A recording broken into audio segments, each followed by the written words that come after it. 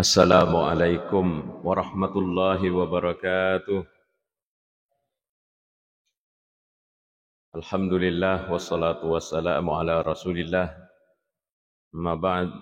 Subhanaka la ilma lana illa ma 'allamtana innaka antal alimul hakim. Yang saya muliakan para alim, para orang tuaku sekalian, hadirin hadirat jamaah subuh yang saya muliakan. Alhamdulillahirabbil alamin. Tidak terasa bahwa kita berada 1 bulan lagi setelah pertemuan yang pertama. InsyaAllah pembahasan seperti yang dikehendaki oleh panitia dimulai dari taharah. Maka dari Allah Ta'ala, Inna Allaha yuhibbut tawabina wa yuhibbul mutatahhirin. Majapuk pun Allah Ta'ala napoji tongkai tuli toba wa yuhibbul mutatahhirin, dan Allah juga mencintai, menyukai orang yang selalu mensucikan diri, baik mensucikan diri lahir dan termasuk yang paling utama juga mensucikan batin. Kita masih berada di pensucian lahir. Yang lalu kita sampai pada pembahasan dan membaca buku tentang najis. Yang lalu sudah kita bacakan yang mana itu najis. Subuh kali ini kita lanjutkan pembahagian najis menurut kitab-kitab fikih. Kenapa najis menjadi penting dibahas tahara? Karena ia roh ibadah, termasuk salat, ada syarat rukunnya. Biasa kalau di kelas, di pesantren, saya tes anak-anak, tahu apa perbedaannya rukun dengan syarat. Jadi salat itu tidak akan diterima kalau tidak memenuhi syarat rukun. Nah, apa bedanya syarat dengan rukun? Sila ada pikir ikan anak ke kelasnya. Saya bilang begini, syarat itu adalah sesuatu yang harus dipenuhi sebelum melakukan ibadah, sebelum melakukan pekerjaan. Apa rokong adalah sesuatu yang harus dipenuhi pada saat melakukan perbuatan. Salat, syaratnya adalah sesuatu yang harus dipenuhi sebelum salat. Kalau rukun, sesuatu yang harus dipenuhi pada saat salat. Nah, satu jadi narekong atau mas sempajang syaratnya tidak dipenuhi, maka syarat salatnya tidak sah. Di antara satu syarat salat adalah taharah, bersihnya badan, pakaian dan tempat dari najis. Sehingga kitab-kitab fikih umumnya mayoritas napak dioloi pembahasan tentang taharah, kecuali kitab Fathul Mu'in. Kitab yang lainnya itu taharah, fikih itu taharah di awal. Sebab dia adalah syarat diterimanya sempajang. Jadi narekong kata mas sempajang, dek nama pacing, oh tidak sah. Karena syarat tidak terpenuhi. Nah, yang mana najis? Nah, disitulah pentingnya dibahas. Dan bagaimana cara menghilangkannya?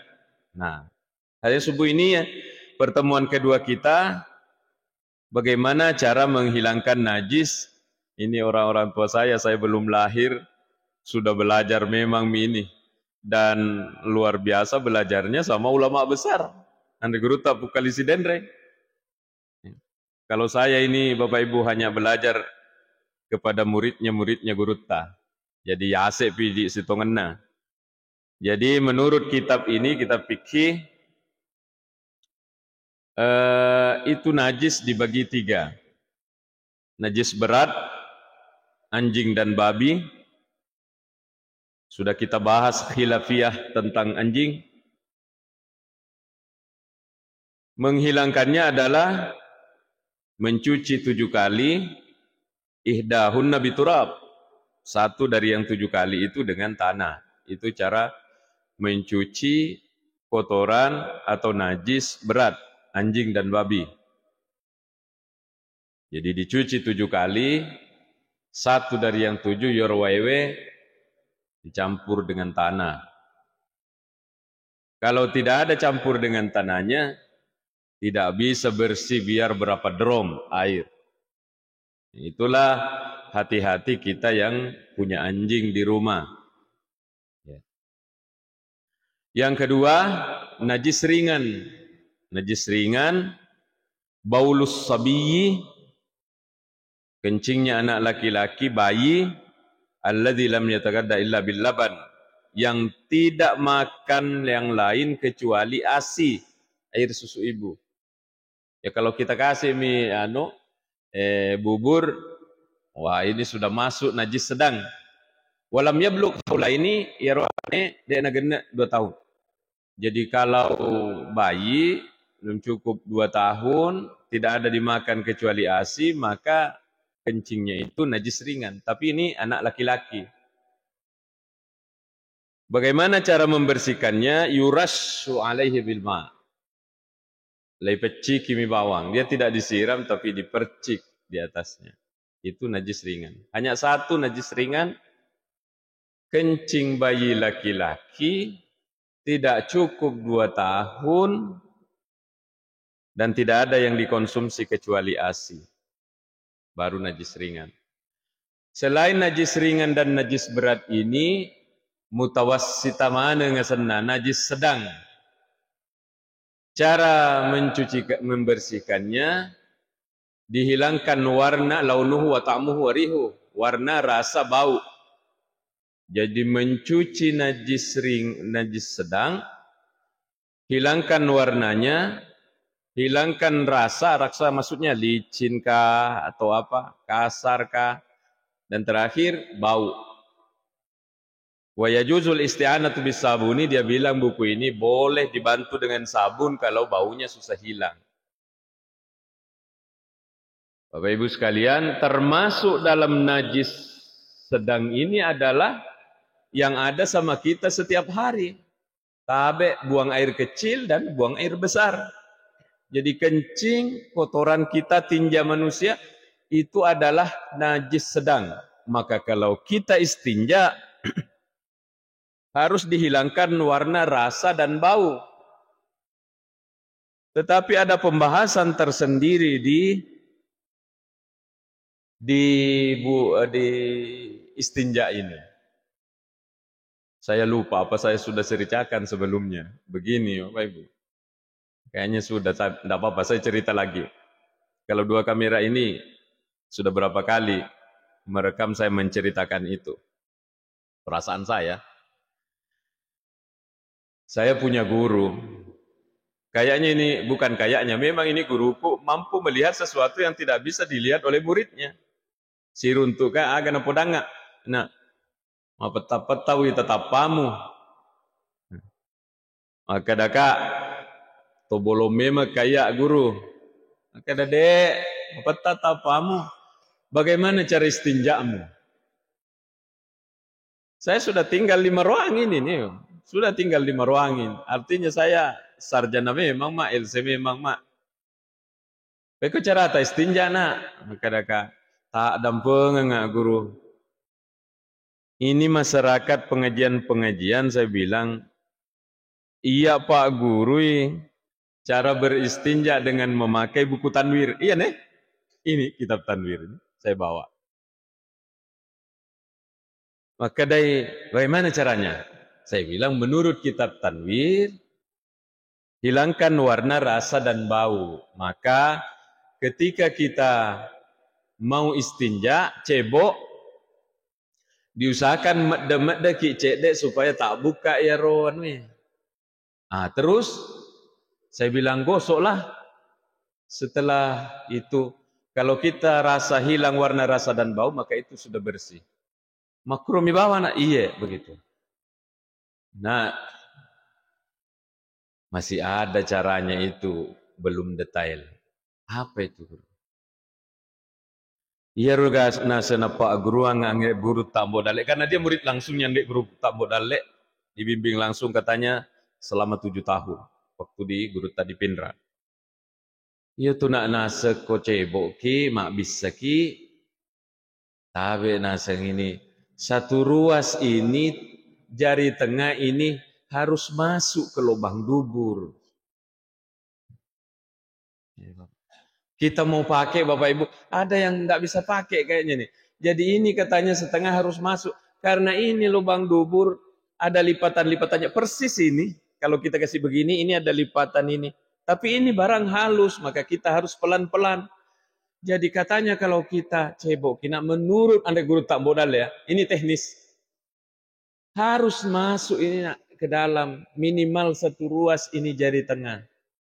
Coba kita buktikan nasa. Tepat tamena getengi ada itu nak keluar.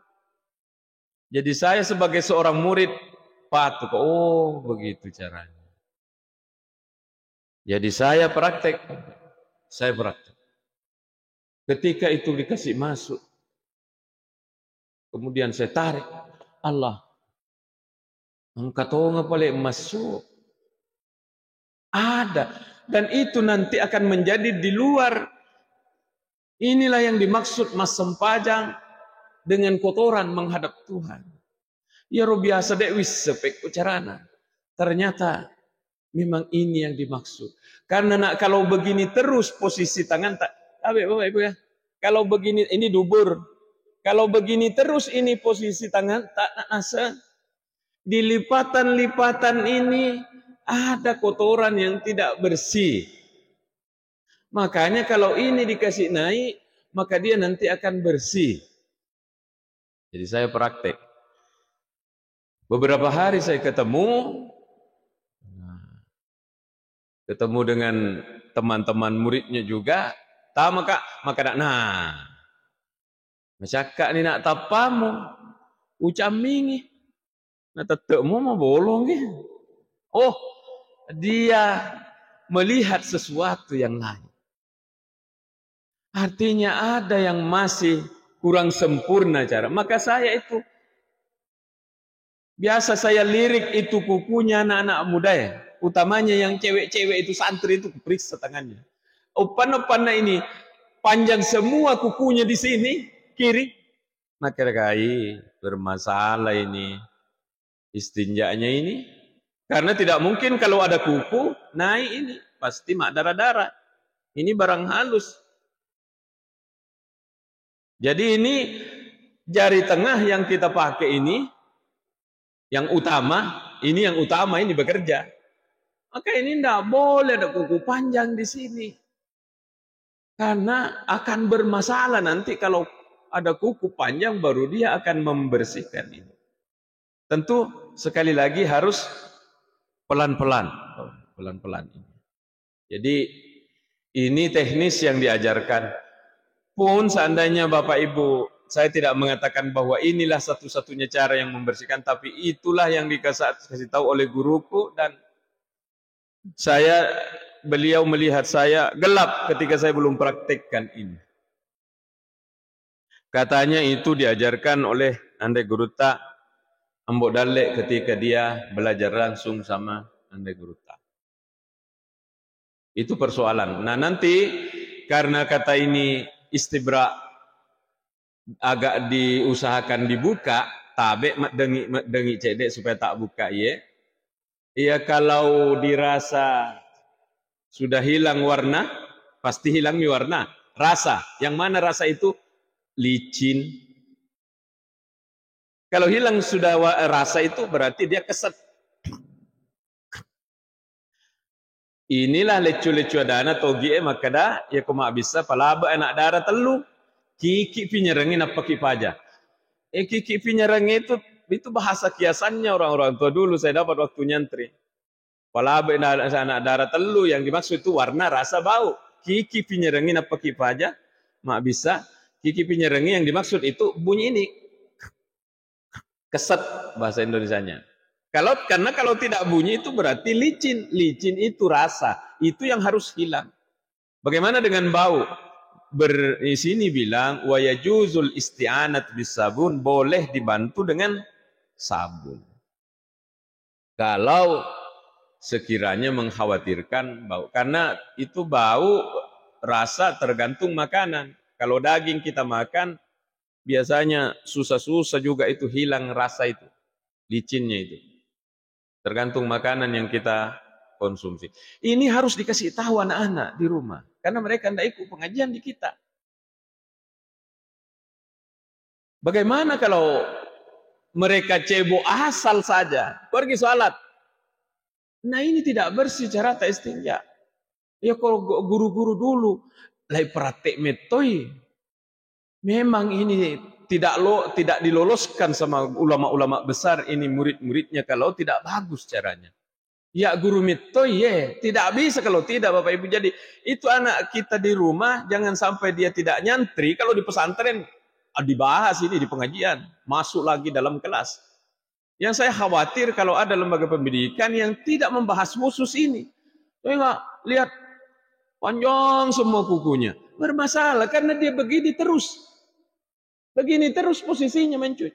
Bagaimana dengan yang ada di lipatan ini yang masuk di luar ini? Itu persoalan. Yang kedua, persoalan buang air kecil. Ikutemiki. Ada hadis di sini. Tanazzahu anil bauli fa inna ammata adzabil qabri minhu. Maka dia ini minta. Tanazzahu anil baul. Wahai umatku tapaksingi bateta mak bisa dari kencing ta. Fa inna ammata adzabil qabri minhu. Nasabak makadai Nabi tara-tara tulai calla tawe kiki buru gara-gara temena. Kita yang lalu sampai praktek di sini. Yang dibahas ini, yang lalu kita sudah praktek bagaimana ini menurut kitab Tanwir, dia itu pada batena tawe kondisi fisiknya. Ada orang yang walaupun tidak pakai cara yang kita pakai yang lalu bersih kencingnya. Tapi ada orang yang selalu mau keluar sedikit-sedikit. Ini juga ada pertanyaan yang selalu masuk di ustaz-ustaz termasuk di saya. Ustaz, ada nenekku selalu keluar air kencingnya. Bagaimana caranya salat? Oh, sudah dibahas di sini di dalam kitab fikih. Kalau ada orang yang punya penyakit begitu, caranya yakobani tahu, masuk waktu Allahu Akbar, Allahu Akbar. Dia bersihkan itu kemaluannya, dia bersihkan. Setelah dibersihkan, dibalut. Sekarang tidak pakai balut, popok juga bisa. Pakai popok atau dibalut. Tapi tama pi wetu bab pi tawe, masuk wetu. Melo basem pajang, tama ni wetu lokani ibisai. Sesudah dicuci, dibalut atau pakai popok. Setelah itu, lo kaki mak jenek.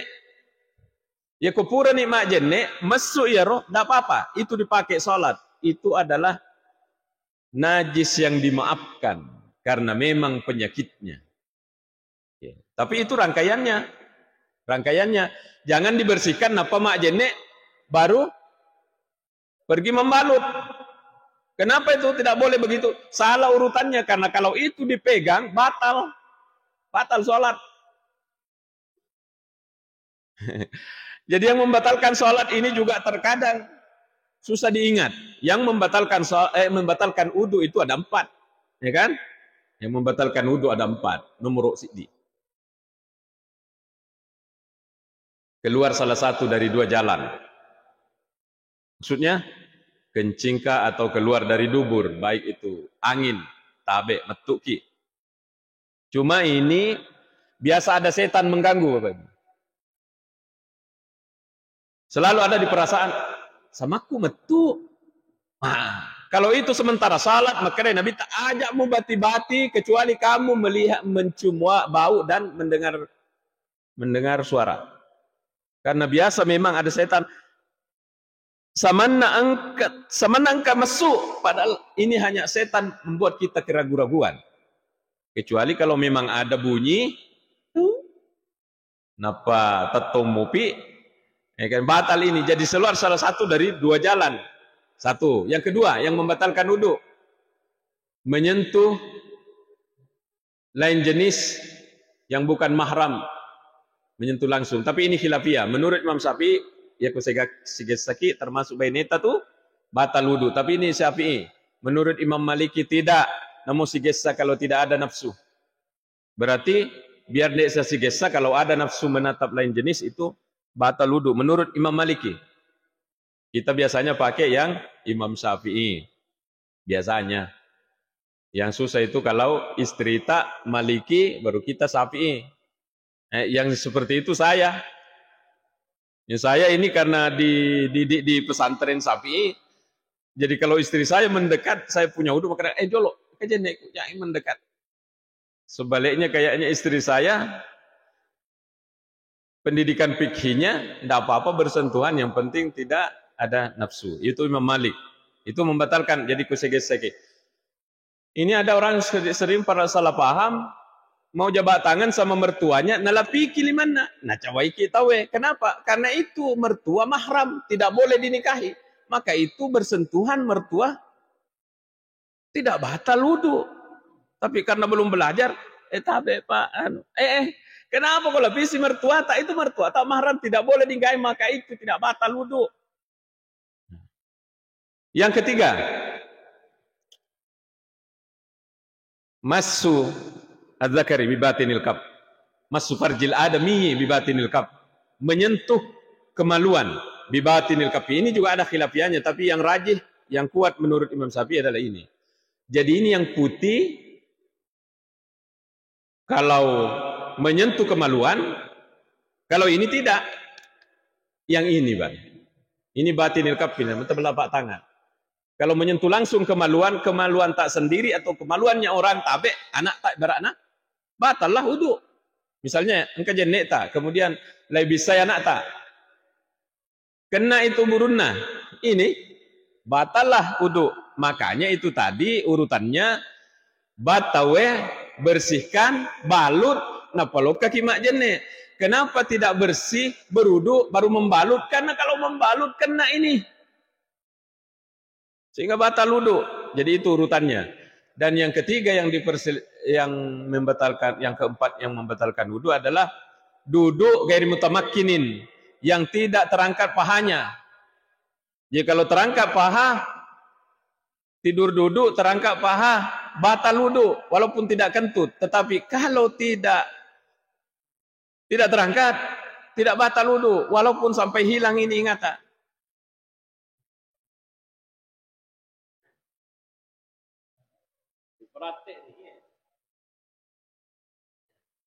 Kita keruduk di mata jang kama.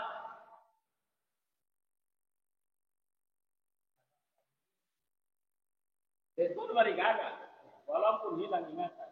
Sahabat Nabi katanya seperti utamanya selesai. Tapi kalau ini terangkat pantai, maka ini batal wudu.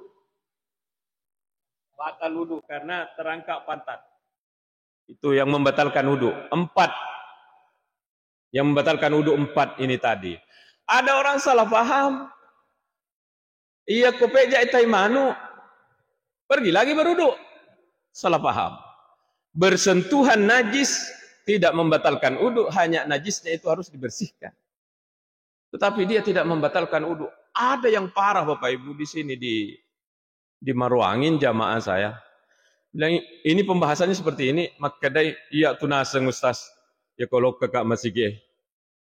Ya ko malalenga. Ai mak jenne kak pai meng kalau tekak masih ge maka kak magi Pak. Aja ka manaseng ada debu tai sapi kena kakiku, batal wuduku maka kare panapah kasih ye. Jangankan debunya tai sapi, lai pejak lalu ya rotai sapi, tidak usah berudu. hanya dibersihkan itu tai sapi. Karena yang membatalkan wudhu itu tadi keluar salah satu dari dua jalan, bersentuhan lain jenis, kemudian yang bukan mahram, yang ketiga adalah menyentuh kematuan dengan ini telapak tangan, dan yang terakhir adalah hilang akal, baik pingsan atau tidur, kecuali tidur duduk yang tidak terangkap pantatnya, maka itu tidak membatalkan wudhu. Bapak Ibu sekalian, inilah yang harus sampai ini ke anak-anak. Nah, biasanya kita ini taharata luar biasa. Biasa kita ada yang ini di luar pembahasan tapi sangat bermanfaat. Saya ceramah di mana? Kebetulan yang saya bahas waktu itu mandi subuh. Pernah saya sampaikan kayaknya di mimbar ini pengajian-pengajian kita yang lalu-lalu. Saya bahas bahwa ternyata pori-pori kita ini begitu masuk maghrib terbuka sampai jam 12 malam. Tapi kalau jam 12 malam sampai subuh itu pori-pori tertutup. Jadi orang yang sering mandi ketika masuk maghrib rentan penyakit paru-paru basah. Paru-paru basah. Tetapi orang yang mandi misalnya sebelum tahajud atau sebelum subuh itu malah sehat. Saya bahas begitu, tiba-tiba di samping saya, selesai saya ceramah memberi pengajian, dia berkomentar. Maka dia cocok tu tasengni Ustaz. Itu adalah obat. Saya katanya adalah orang yang kena asam urat akut. Macen na Ustaz, letuk ke aku Sulawesi Tengah. Makbura. Ternyata ketupudang nggak naseng. Mandilah sebelum salat subuh. Tetapi mandinya itu siram rambut. Sehat nak Ustaz, dia bilang. Sembuh total asam urat saya, dia bilang. Maka kita yang mau pakai terapi ini, tapi di sini pasti banyak. Yang saya dengar dari Pak Haji, Pukali Sidendreng mengatakan, disiram dulu lutut. Tapi memang ini harus dikasih tahu, jangan sampai ada orang begitu jongkok langsung disiram dari atas. Bisa pingsan itu Bapak Ibu. Tidak baik bagi kesehatan yang begitu. Ya menurut Pukali, jadi disiram dulu lutut, bacakan selawat Allahumma sholli ala Muhammad. Bacakan selawat, lutut disiram, kemudian posi, banyak disiram dulu posi ini. Baru nanti terakhir di kepala. Ini mandi biasa, mandi subuh. Tapi ini terapi untuk obat, utamanya asam urat. Sudah banyak yang praktekkan. Di masjid yang ini tadi sampai keliling, sampai ke Sulawesi Tengah. Berobat asam urat. Tidak sembuh-sembuh. Ternyata terapi mandi sebelum salat subuh. Saya masuk masjid, tiba-tiba ada jamaah mendekat. Weh, terima kasih Ustaz apa yang kita sampaikan. Kenapa Pak? Asam urat saya sembuh ya biasa matak ke enggak Ustaz? Saya maku tidak pakai tongkat mak ini. Saya praktekkan rutin itu mandi subuh. Dan alhamdulillah Bapak Ibu, saya juga asam uratku itu tidak pernah lewat dari 4. Malah yang biasa, bilang bidan, tambah-tambahin ya asam urat tak ini. 3 ini Pak Ustaz, tambahin. Sebelum check up ini bulan ini, ya, di atas 3. Kurangin ya asam urat.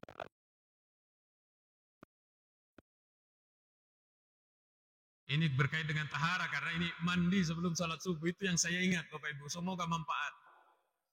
Ini orang melihat saya dari jauh, saya ini kolesterol tinggi.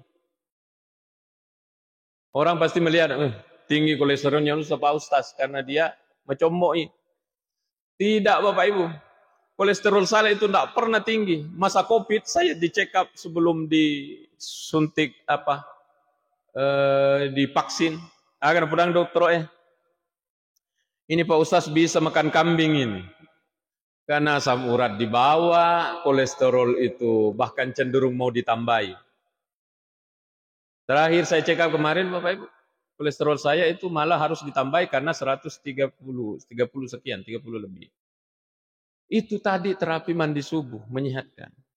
Termasuk ada satu itu terapi, ini di luar pembahasan ini, tambahannya. Duduk terapi kolesterol Bapak Ibu. Tabe saya ini bukan ahli terapi, tapi Saya rasakan manfaatnya. Nggak pernah itu kolesterol saya, walaupun kita lihat kayak ini gemuk. Terbalik dengan istri saya yang di rumah, sangat memilih makanan. Pilih makanan, tidak boleh ini, tidak boleh. Apa ya, wambak mana? Pak KKN, kaluku kaniki yang dari mana? Tidak ada deh, sesa. Di antaranya itu tadi mandi subuh dan duduk terapi kolesterol. Upaya 10 menit.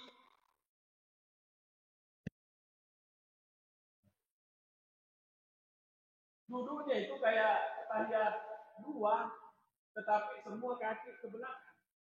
Sakit itu kalau orang tinggi kolesterolnya sakit. Dikasih begini, terapi kolesterol ini. Makanya kalau bisa dilihat itu.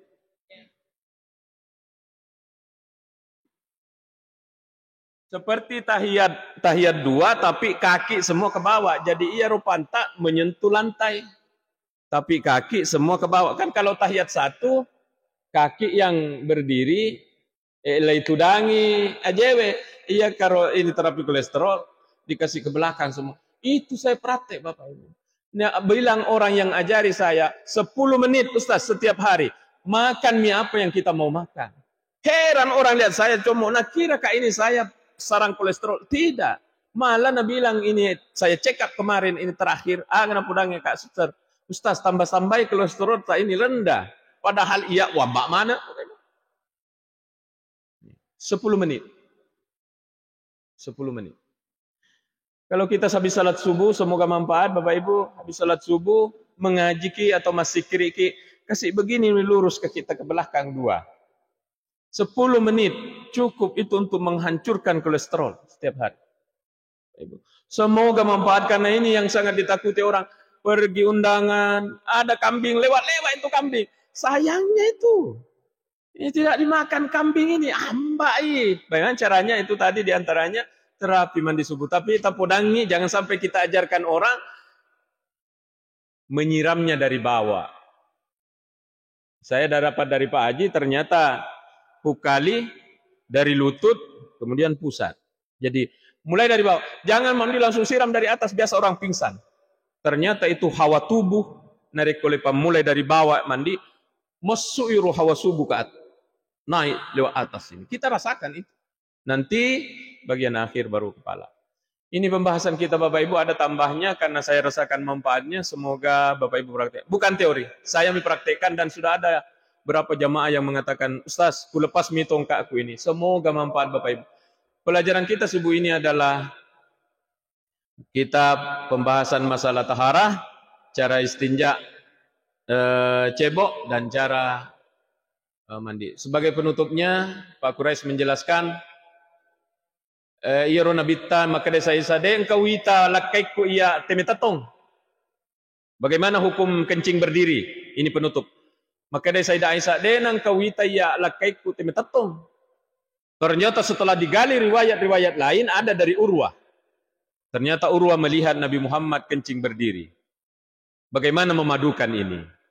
Kata Pak Quraisy Shihab, jadi Rasulullah SAW memang kebanyakan kencing jongkok. Tetapi apabila kondisi memungkinkan lebih bersih kalau berdiri, maka Rasulullah berdiri. Dan Rasulullah berdiri itu pada saat di perjalanan, musafir. Artinya, seandainya jongkok nabita, susah untuk tidak terpercik. Maka Rasulullah memilih untuk berdiri.